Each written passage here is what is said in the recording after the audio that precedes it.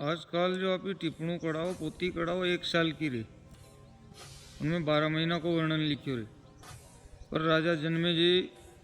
के बार बार पूछे जाने पर वेद व्यास जी ने पूरा कलयुग को वर्णन कर्યું था। उन्होंने कही थी कि यार प्रभु कलयुग कसो निकलेगा, तो वेद व्यास जी ने पूरा कलयुग को वर्णन एक साथ कर दिया कि विघन बांधा अधिक होने के कारण इस कलयुग में थोड़ा धर्म भी बड़ा फलदायक होगा, तो थोड़ा धर्म करने वाले की लोग मजाक उड़ाएगा,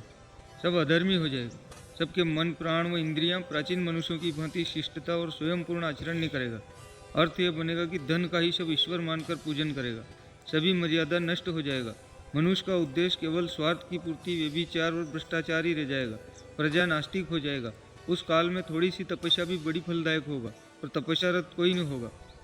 कलयुग के प्रभाव से ऋतुओं के स्वभाव में काफी परिवर्तन आएगा। स्त्रियां शील लज्जा और लोकाचार को खो देगा, पुरुष अपना पुरुष सज्जनता तथा सद्गुण को खो देगा, पाप का साम्राज्य बनेगा, मदिरा जुआ नशा नृत्य व अश्लीलता ही तब सत्कार तथा संस्कृति बन जाएगा। ये सभी युग धर्म है। तुम या मैं या कोई भी अपने प्रयासों से युग धर्म या कलयुग के आगमन को रोक नहीं पाएगा।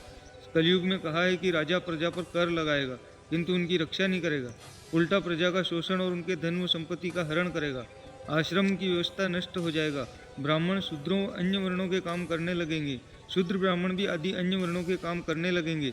जिससे वर्ण संस्कृता शूद्र पहचान अस्तित्व का न होना पैदा हो जाएगा। सब एक ही पंक्ति में खाना खाएगा, ब्राह्मणों का आदर नष्ट हो जाएगा, पिता पुत्र माँ बेटे भाई बहन आदि के साथ गुरु शिष्य की मर्यादा नष्ट हो जाएगा, बुजुर्गों को सम्मान के स्थान पर तिरस्कार मिलेगा, मित्र धर्म का पालन नहीं करेगा, एक बर्तन में खाना खाना अथवा साथ साथ मनोरंजन करना ही मित्रता का ध्येय माना जाएगा। उस समय अधिकतर मनुष्य कल पुर्जों का ज्ञान ध्यान रखने वाले होंगे,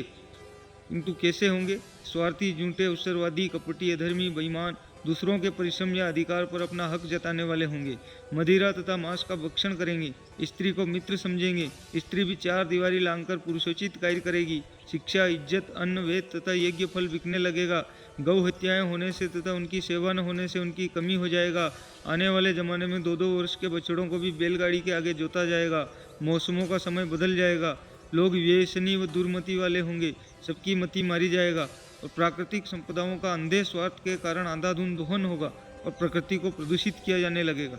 स्त्रियों के केशों को कटाना उनकी शोभा समझा जाएगा, पुरुष की कमी तथा स्त्रियों की संख्या अधिक हो जाएगा, लोगों का परलोक पर से विश्वास उठ जाएगा, मरुस्थल व समुद्र विस्तार को प्राप्त होंगे, मेघ बालू की वर्षा करेंगे, ज्ञानी भी दुराचारी हो जाएंगे, सत्ता शक्ति गुण विद्या ज्ञान अधिकार तथा सुविधा का दुरुपयोग होने लगेगा, शपथ तथा वचन का कोई मूल्य नहीं रहेगा, शास्त्र लुप्त हो जाएगा, ऋण लेने वाला आभार न मानकर ऋणदाता को ही आंखें दिखाने लगेगा, गाल बजाने वाले पाखंडी को ही धर्म गुरु मान लिया जाएगा, गुरु पर शिष्य, पिता पर पुत्र, सास पर बहू, पुरुष पर स्त्री राज करेगी, उपकार के बदले कोई उपकार नहीं करेगा, व्यभिचार संस्कृति का अंग होगा, कोई भी मनुष्य रोग तथा व्याधि से रहित न होगा।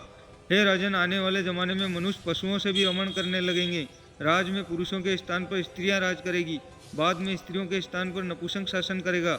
जिसके कारण न्याय धर्म गुण विद्या ज्ञान शील आदि लोप हो जाएगा। परमात्मा का नाम लेने वाले को प्रजा पत्थर मारेगा और कपटियों की पूजा होगा, शस्त्रधारी रक्षक तथा अंग रक्षक ही भक्षक हो जाएगा, भूमि की उपजाऊ शक्ति क्षीण हो जाएगा, सूर्य का ताप बढ़ जाएगा, मनुष्य सर्वभक्षी तथा अखाद्य पदार्थों को भी खाने लगेगा, जिसके कारण पुरुष की मर्दानगी संभोगवश क्षीण हो जाएगा। उसी कारण वे स्त्रियों के आज्ञा पालक, उनके दास तथा विषमरति द्वारा उन्हें संतुष्ट करने का प्रयास करने वाले हो जाएंगे और मेहमान के आने पर प्रसन्नता नहीं होगी, केवल धन कमाना और उपभोग करना ही मनुष्य का मात्र लक्ष्य रह जाएगा। ऐसा बताकर और कभी पुनः आने का आश्वासन देकर धर्म की महाज्ञानी त्रिकालदर्शी वेद व्यास जी चले गए और आपको हमको छोड़ गए।